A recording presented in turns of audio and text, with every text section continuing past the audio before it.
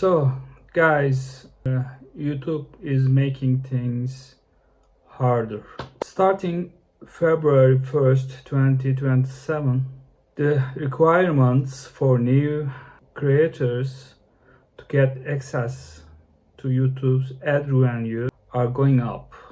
And when I saw the new numbers, my first reaction was basically seriously, because I'm looking at this from the perspective of a small indie game developer. I've been making games for more than 25 years. I'm still making games, I'm still making videos, and I've already been through the whole YouTube monetization thing once. And now I am looking at these new requirements and thinking, maybe I'm never getting monetized again. And honestly, that thought is little depressing. So I wanted to talk about it. Not as a YouTube expert, not as somebody who has figured out the algorithm, just as small creator. So here's what's changing. Starting February 1st, 2027, if you are a new creator trying to qualify for YouTube's ad revenue program, partner program, you will still need 1,000 subscribers. This isn't changing. But then you need one of two things. Either 8,000 with public watch hours in the previous 365 days, or 20 million with short views in the previous 90 days. This is almost the double what it needed before. The old numbers were 4,000 watch hours or 10 million short views. So basically YouTube doubled the big numbers, and I understand the reasoning. YouTube has an enormous number of creators now. There is an insane amount of content being uploaded every day, and YouTube obviously doesn't want to pay everybody who uploads a few videos. They want creators who are consistently producing content that people actually watch. I understand that, but from the perspective of a small creator, those numbers are pretty scary.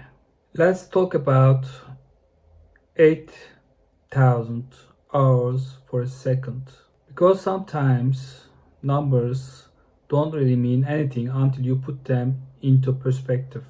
8,000 hours is 480,000 minutes of watch time. That's almost half of a million minutes. And remember, we are talking about valid public watch hours from long form videos.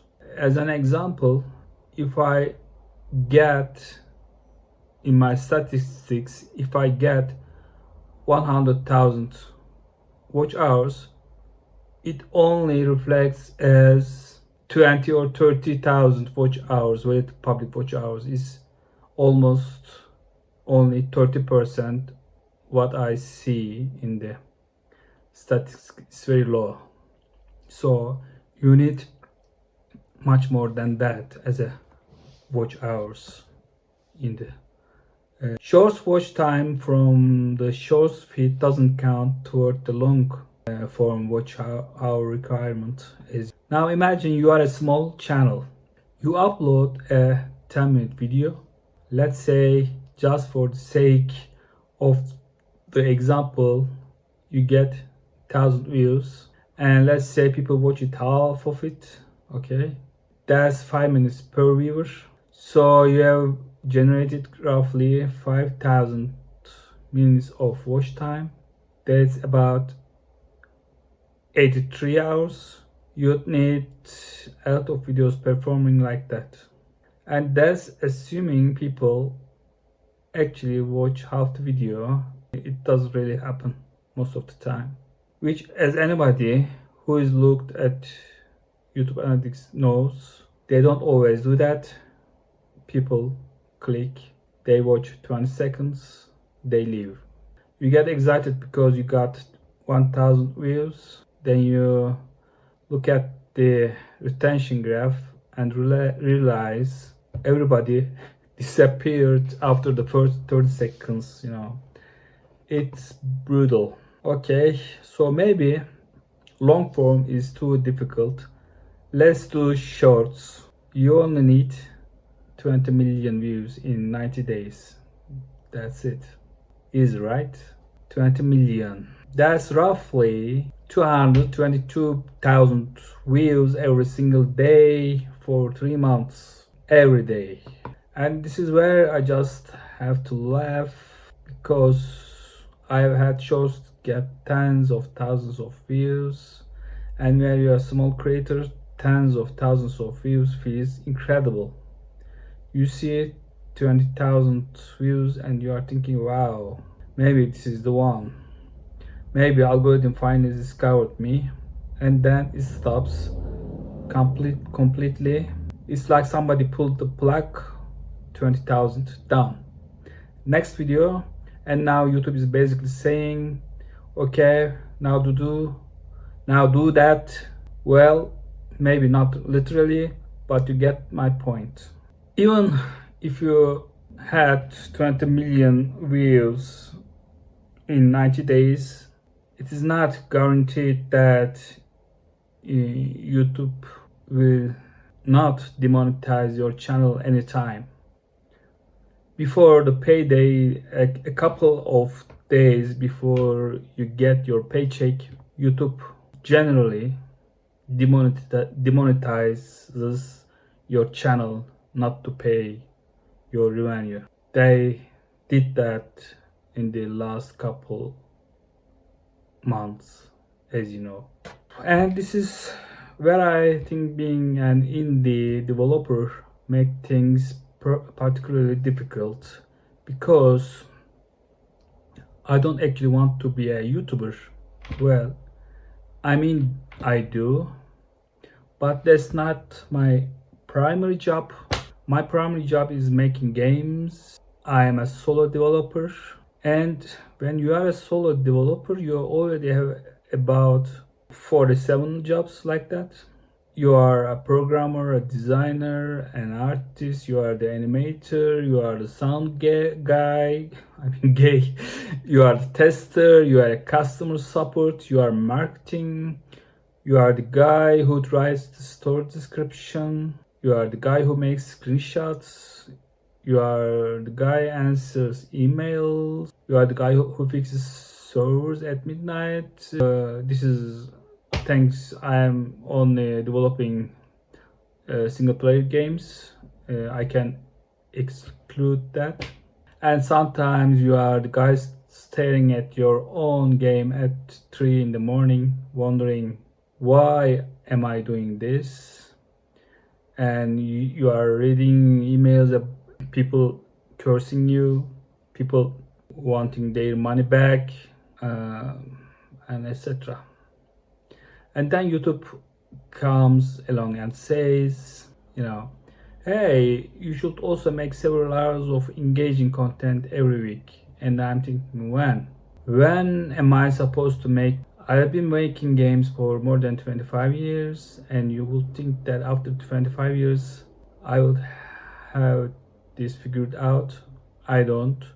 I'm still struggling. I release games that have gotten thousands of, maybe millions of downloads. I'll get a game very successful, maybe, and yet I'm still a small indie developer.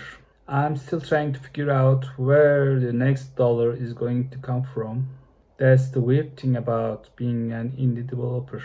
You can have a game that looks, successful from the outside, and still not make enough money to live comfortably from it. Downloads aren't money, views aren't money, followers aren't money. You need an actual business behind all of it, and that's getting harder. And that's why this YouTube change bothers me. It's not because I think YouTube owes me money. They don't. YouTube is a business. I understand that. And if YouTube wants to raise the requirements, that's their decision.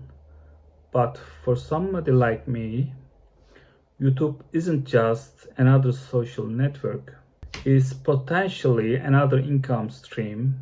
And when you are an indie developer, you need those income streams. Maybe YouTube makes me $50 in a month, maybe $100 another month, maybe more. That's not going to make me rich, but $100 can pay for something.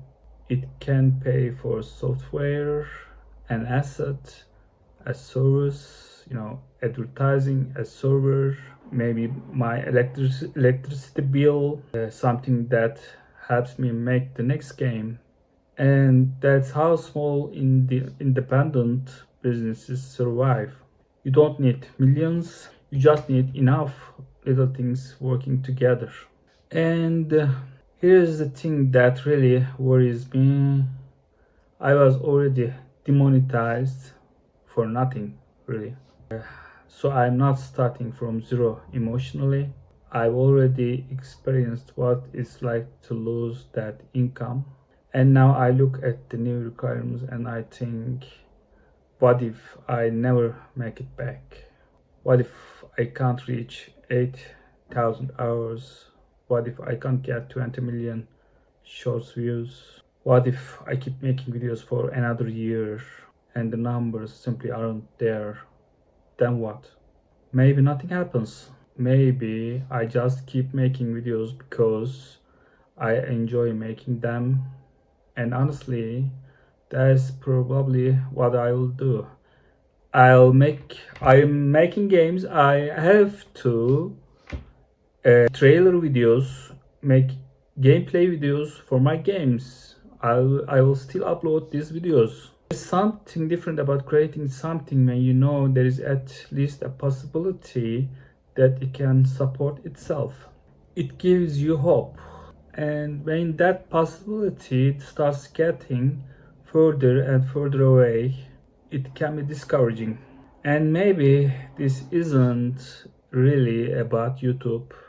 Maybe YouTube is just another example of something I've been feeling for a while. Life is getting harder. Everything is more competitive. There are more creators, more games, more videos, more apps, more AI generated content, more people fighting for attention, and the amount of attention available hasn't changed. There are still only 24 hours in a day, so everybody is fighting over the same 24 hours. And if you are a small creator, you are at the bottom of the mountain. You don't have a production company, editors, you don't have a marketing department, you don't have millions of followers who will immediately watch whatever you upload. It's just you. And sometimes just you isn't enough. But even after saying all of that, I'm still going to make games, I'm still going to make videos, because apparently I am an idiot, Or maybe I'm just stubborn, probably both. I've been doing this for 25 years. At this point, making things is just part of who I am. I don't know how to stop. I'll have an idea tomorrow, maybe.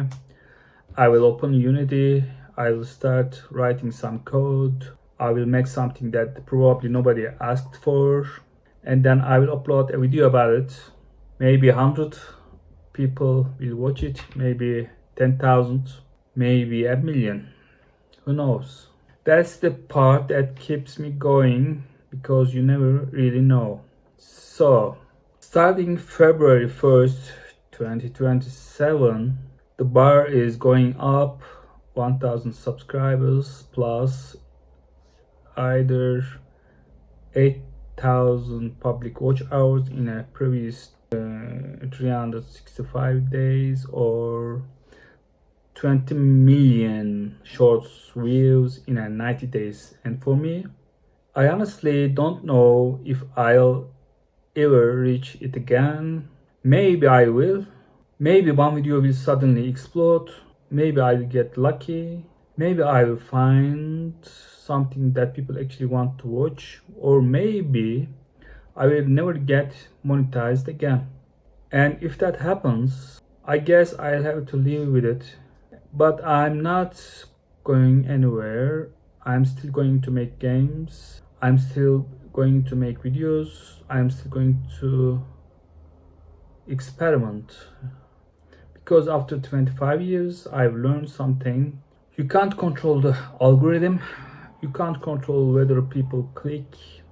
You can't control whether people watch. Or you can't control whether YouTube recommends your video. The only thing you can control is whether you keep creating, and maybe that's enough. Maybe being an indie developer was never about becoming rich. I don't know. Maybe it was always about being able to say, I made this. So yeah, life is getting harder. The numbers keep getting bigger. The competition keeps getting crazier.